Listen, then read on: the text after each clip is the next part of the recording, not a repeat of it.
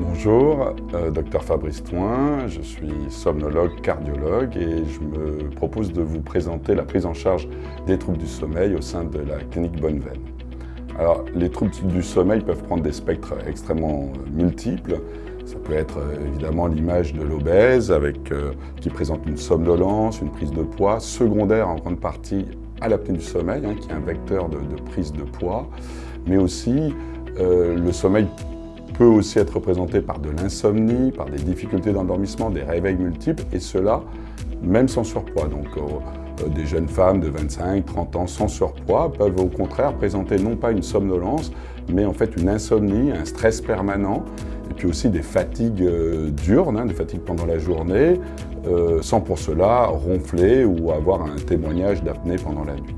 Au sein de la clinique Bonneveine, on va vous présenter une prise en charge un peu particulière. Alors, dans un premier temps, vous serez hospitalisé pour bénéficier de l'examen clé, l'examen majeur de l'enregistrement, qui est la polysomnographie, qui est un examen qui permet de détecter très finement les troubles du sommeil, et cela de façon très précoce et sans surpoids potentiel.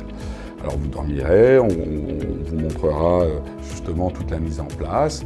Dans un second temps, je vous consulterai pour vous expliquer les tenants et les aboutissants et des différents traitements. Alors les traitements ne reposent pas exclusivement justement sur l'appareil qui souffle, la fameuse PPC, et on se propose justement d'offrir un champ de traitement beaucoup plus vaste, qui peuvent être l'orthèse d'avancée mandibulaire pour avancer la mâchoire, mais aussi au sein de notre hôpital de jour, et c'est toute notre richesse, grâce aux kinés orolinguaux qui vont vous rééduquer au niveau des voies aériennes supérieures, mais aussi des orthophonistes.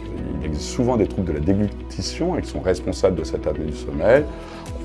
On associera aussi de l'activité physique, de la kinésie, tout à fait indispensable, mais aussi, encore une fois, probablement une prise en charge psychologique par rapport aux thérapies comportementales, à la méditation, pour diminuer le stress que vous fabriquez. Vous fabriquez de l'adrénaline, mais aussi le stress environnant potentiel.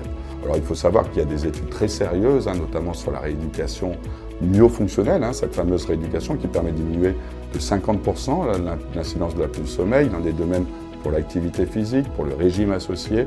Voilà, nous vous attendons avec grand plaisir. Merci.